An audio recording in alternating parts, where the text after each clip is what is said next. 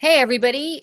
Welcome to today's Daily Dispatch. We are just popping in here very quickly to talk about this, I don't even know what to say, this monstrosity well, I'll just show you what this is. Yeah. This, my friends, is the White House, the People's House. That is the East Wing of the White House that was built in, I believe, 1902, Michelle. A second floor was put on it a few decades later, but this has been the White House for all of our entire lives and the lives of our parents as well. And grandparents, yeah. And grandparents. But now that is a picture that the Washington Post got. He's destroying the White House. And I want to just say, I'm going to keep this up for 1 second, because I want to actually read, Michelle, what Trump said about this, okay? Is this in reaction to this, or is this? Oh, no. 3 months ago, back 3 in months July, ago. Okay. back in July, Donald Trump said that this new ballroom that he's building to replace the East Wing, and the East Wing is traditionally where, well, I've been to events at the East Wing. It's where Yeah, I've been there too. Yeah.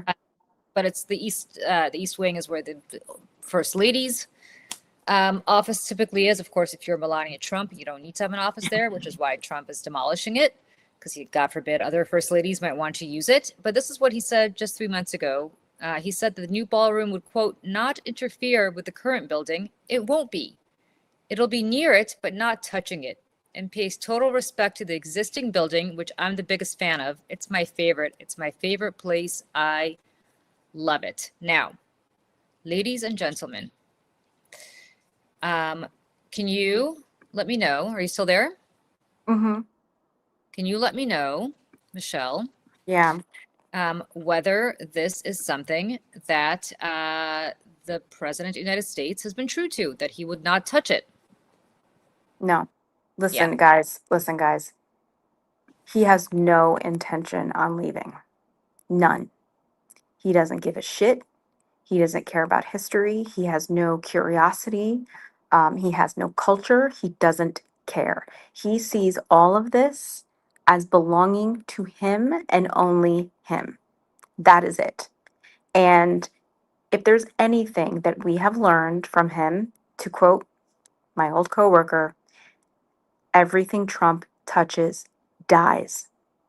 And that includes the building that he is living in. And he will destroy everything in his path, in his path. And his word means absolutely nothing. I mean, that's no shock, but nothing is sacred. Not this, not the Rose Garden, not the country, not the Constitution, not national security, not our military, nothing. And I hope to God people finally get it through their heads that this man does not give a shit about you, about me, about anything that we hold dear. Absolutely nothing.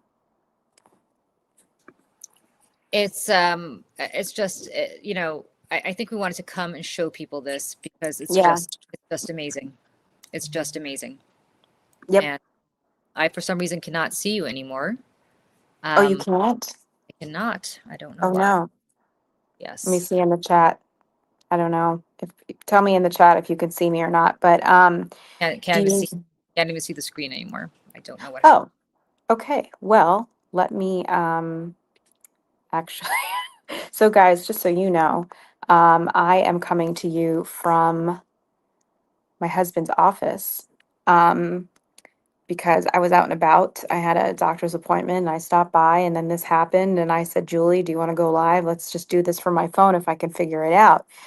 People can say that they can see both of us. So that's great. That's good. I can't see anything anymore. So hopefully. Oh, goodness. Oh, goodness gracious. Okay. Well, let me just show this really quick.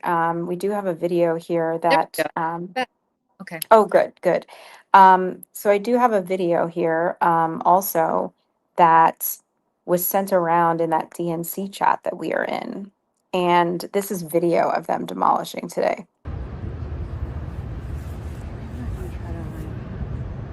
Wait. Oh my God, Nikki, they're ripping it down. Oh my God. it breaks my heart. It really, like, this is just very, very upsetting. Very Uh, upsetting. you know, I have been to the White House, you know, a number of times, Michelle, and I have to say, every time you walk up that drive, which is Mhm. there, which is I think now demolished, the East Drive, Yep. it is, it's humbling. Yeah. It is breath kind of taking in the truest sense of the word. It does take your breath away. You cannot Mhm. believe that you're setting foot in the White House, and it's just amazing. I mean, I was looking through. I think Joe sent us pictures of her with her kids at the White House Christmas party, Yeah. in the East Room. I think that was in the East Room where she took that picture.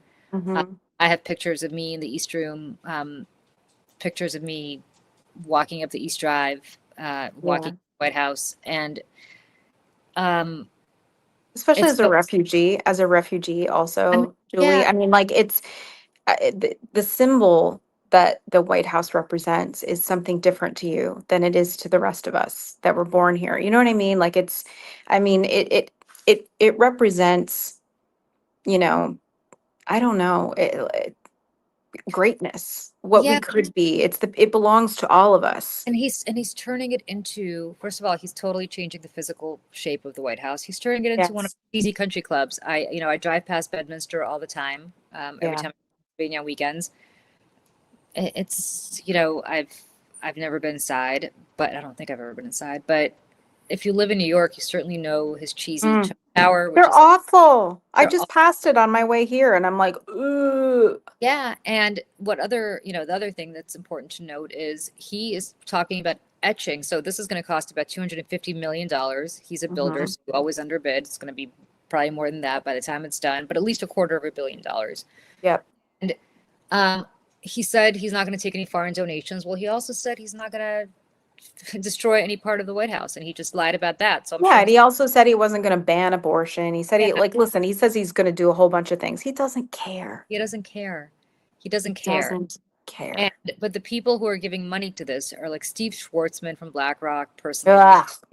RJ Reynolds, the tobacco company, like all of these, and they're all apparently going to have their names etched into, Stop it. yes, Stop it. Stop yes, it. etched Stop it into right the White. now. Now, I mean, what are future generations going to say?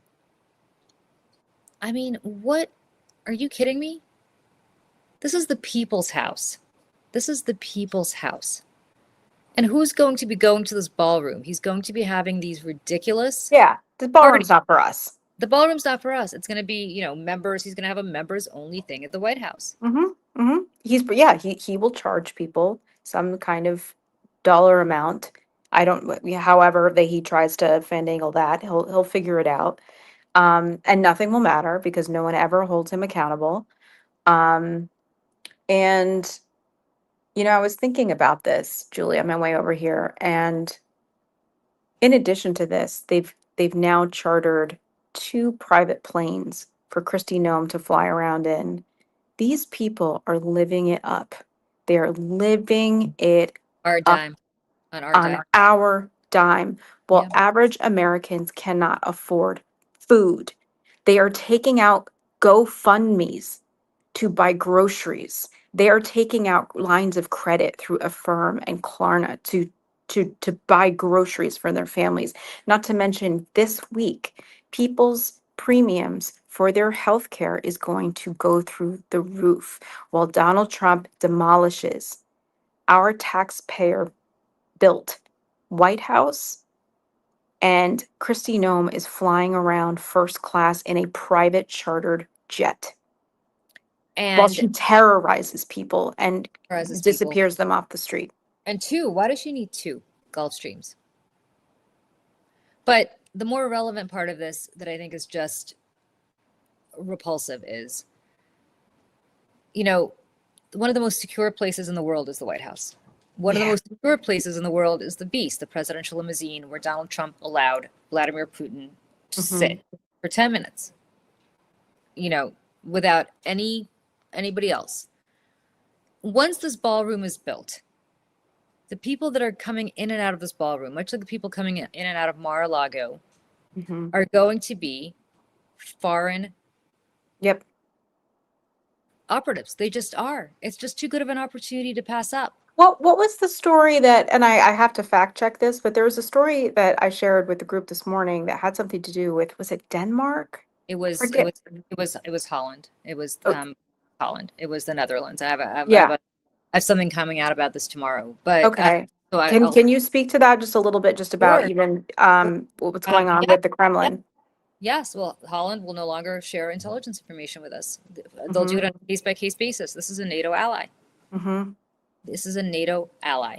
And Mm-hmm. they went on the record, the head of their intelligence agencies went on the record to say so. Now, if they're going on the record to say so, there's a reason for it.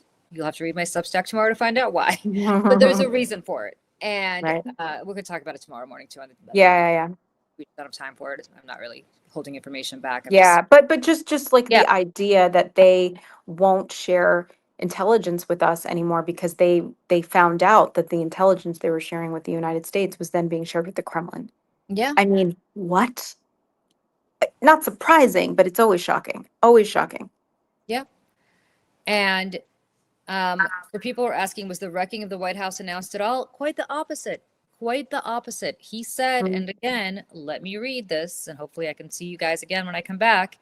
He said, he promised, he swore back in July, the Mhm. ballroom would, quote, not interfere with the current building. It'll be near it, but not touching it, and pays total respect to the existing building, which I'm the biggest fan of. It's my favorite. It's my favorite place. I love it. Okay. He's so full of shit.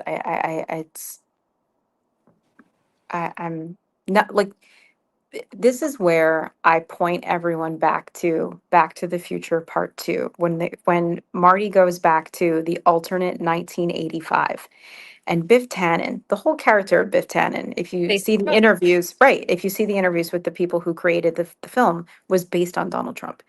And the Pleasure Palace, right? And he goes back to that looks just like one of Donald Trump's hotels, and he's got the painting of himself behind the thing. Nothing about his success is real. You know, he had to gamble, cheat, and steal in order to get there. Everything about it. Everything about it. And that's where I'm like, I'm not joking that I think by the end of this, Trump's name will be on the front of the White House. I don't think that that's out of the realm of possibility. oh, I think it's likely. I Hmm. think it's likely. And whoever comes in next will have to just chisel, in the same way that they topple statues Yes. and Yes. chisel names off of buildings, they'll have to do that at the White House. Yep. But I will say this, the reason that Holland is not sharing intelligence information with us is Hmm. because fool me once, shame on you. Yep. But fool me Yeah. twice, shame on me. Hmm. And they are being fooled twice by us. The first time, you could say was a fluke. The Yeah. second We're time, right. Right. we went back. We went back for more, which means that we cannot be trusted anymore. Because even Hmm. if the anti Trump comes in next time, Yep. who's to say he's not going to come back again? Or not him, but some version of him won't come Right. back. Look how fragile we are. You know Yeah. what I mean? How volatile. I mean, that's the one thing about the last 80 plus years of diplomacy in the United States, like, or just really anything. It didn't matter how bad things got, there was a line in the sand that you just didn't cross. And Donald Trump has crossed every single one of them. And, I don't know what the future holds. I don't think any of us do. But, you know, I was listening to a senator who's a bit of a climate hawk talking about this. I think he was on like Pod Save America or something, and he Mhm. was saying, during Climate Week, which was a few weeks ago in New York during the General Assembly, and he said, usually I would tell other countries, like, during the last time, hold on, we're coming back, we're coming back, and he said, this time I've had to say, continue to do the work. I don't know if we'll be back, Yeah. but we will try to, state by state. Like California, has an alliance, but this is just another example. It's a microcosm of a larger demolition of American life, American culture, American diplomacy, American economy, everything about it, that Donald Trump is destroying everything that is good about this country. And before he's out of here, which again, I want to stress will not be in 3.5 years, no matter how much No, kind of unless he's, kicked the bucket. yeah. This, And before we go, because I know both of us have to run, but I'm going to yeah. just say, watch the space, because on the East Front is what you see here. Mm-hmm. On the National Mall, we'll soon be seeing a Trump memorial go up. Well, it's the Arc de Triomphe essentially Yep. it has a stupid little eagle on it. I mean, who did that? Hitler did that. Oh no, it's the Nazis. Yeah, It's the Nazis did that. Yeah. And Robert De Niro, and I just want to say this really quick. Robert De Niro, I think it was this morning, was on Morning Joe, and for as much as we give shit for Morning Joe because they do a lot of dumb stuff, they had Robert De Niro on, and he was like going off, unfiltered, called him a Nazi, right? He was like, these people are Nazis. Stephen Miller is Jewish. He should know better.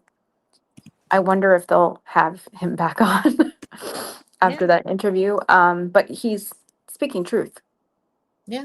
Like, I know that you don't easily make those comparisons to Nazi Germany because there was only one Hitler and this, that, and the other. But like, I mean, the comparisons here are like, They'll have him back because he's good for ratings, but that's the only reason they'll have him back. All right, Michelle. yes. Great time tonight. I know you're going for drinks with your husband. Have the best Yeah. time. Drink for Thank me. you. I'm I gonna will. go back to writing my Substack because my life is writing my Substack, and I will see everybody later, and so will you. We'll see you guys tomorrow, 8 a.m. Eastern, 6 a.m. Pacific, right back here on the Mayday Network for the morning show. Bye, everybody. Bye.